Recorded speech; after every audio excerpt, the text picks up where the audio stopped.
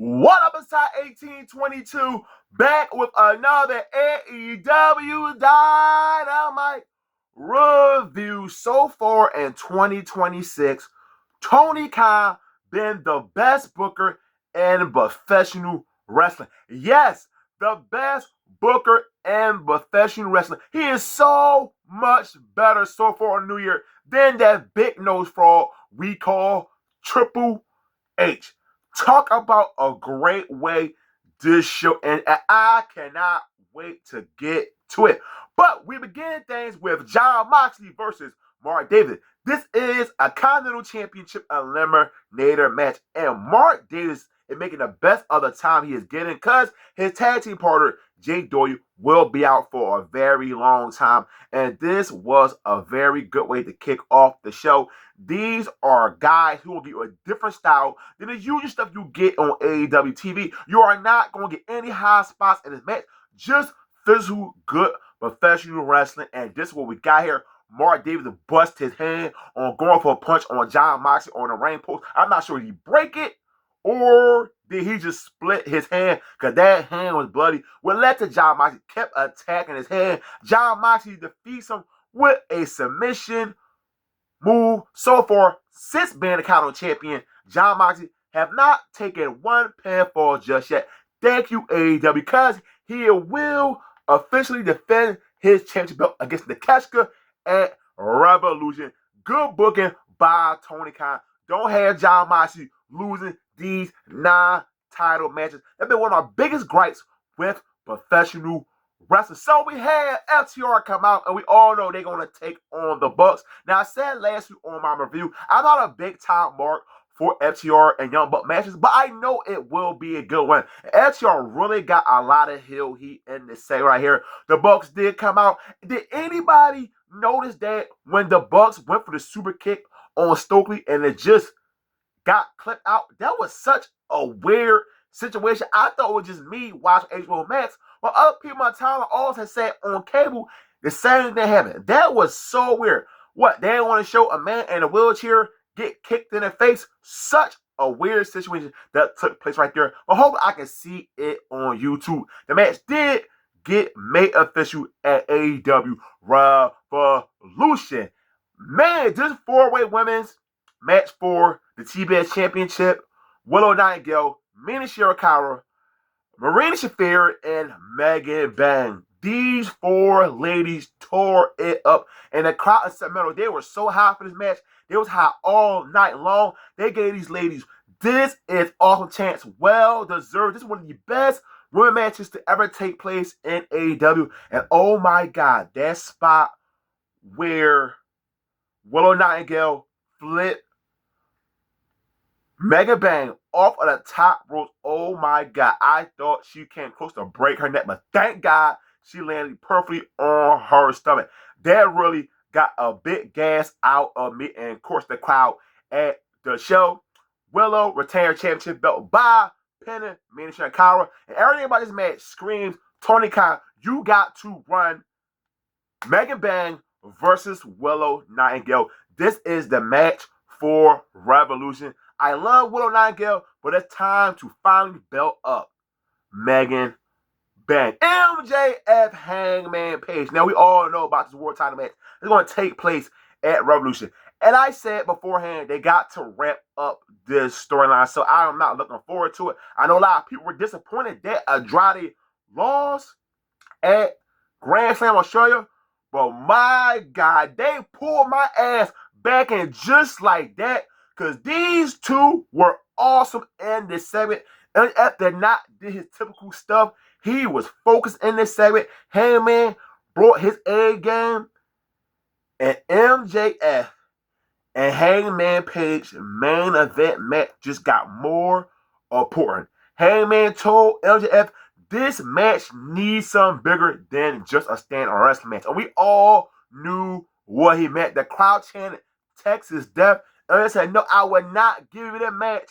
Then out of nowhere, Heyman get us the Cody Rhodes special.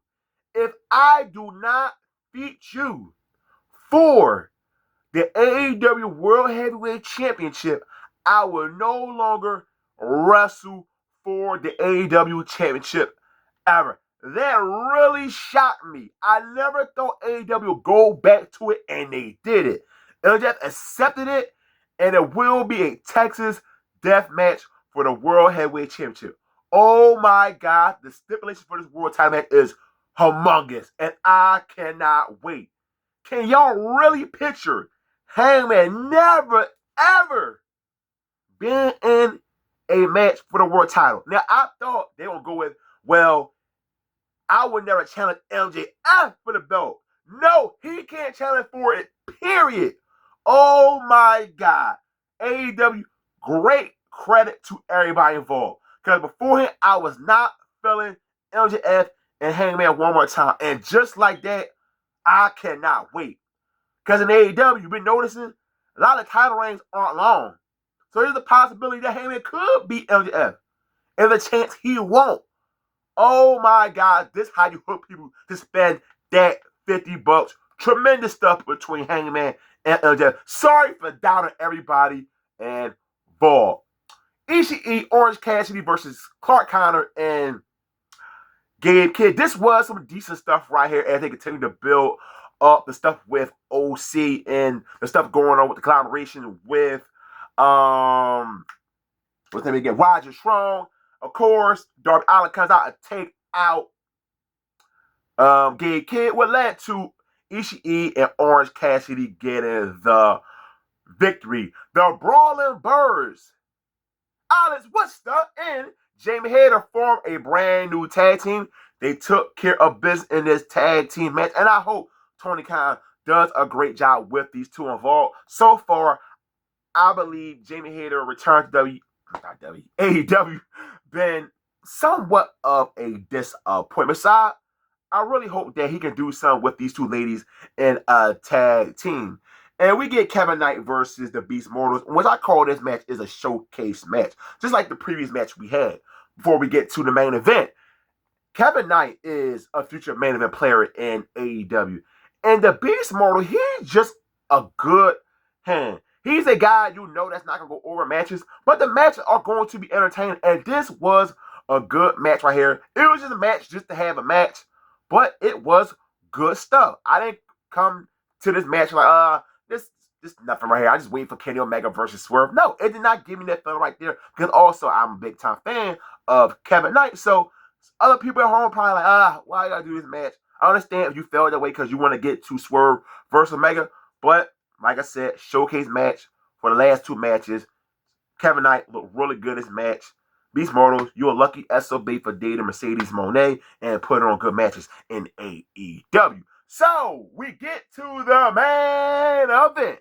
Swerve versus Kenny Omega, a pay-per-view match that's on free TV. You were able to save $50 tonight with this main event and talk about an outstanding professional wrestling match.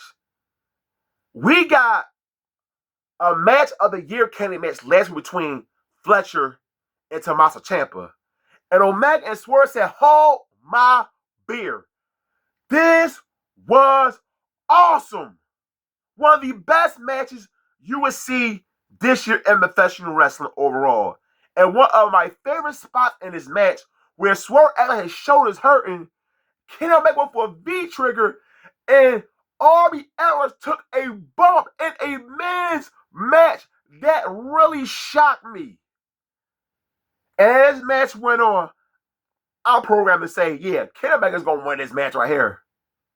No. Swerve defeats Kenny Omega. I'm like, okay, match over. That's it. See you next week on TBS. No.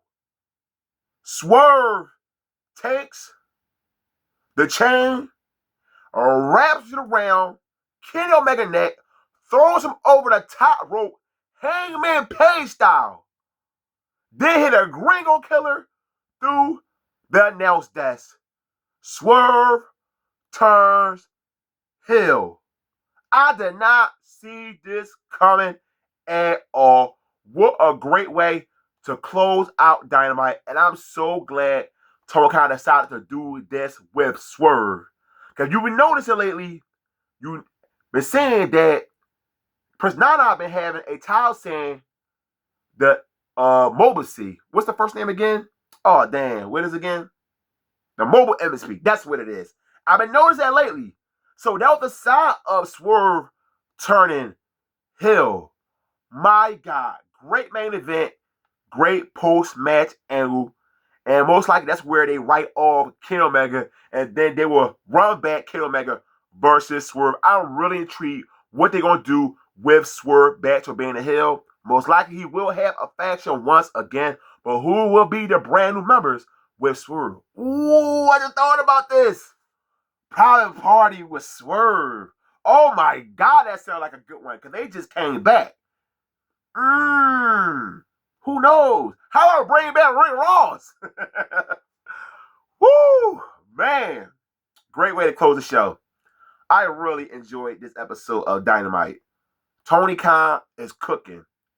If he continues to cook like this, it might be Tony Khan's best year as a booker for AEW. I like so much stuff about this show. We got so much things that are going to take us to the next couple pay-per-views. You spotlighted the brand new tag team. You spotlighted Kevin Knight and Swerve turn heel. Oh my God. No one came to the show ever thought that they would see Swerve turn heel post-match against Kenny Omega. Man, if you watch AEW Dynamite and me, give me your thoughts on the show. Negative, positive, I'll inspire everybody in the comment section per usual. Hit the like button on this video. As always, don't forget, hit the subscribe button. I'm out. Peace.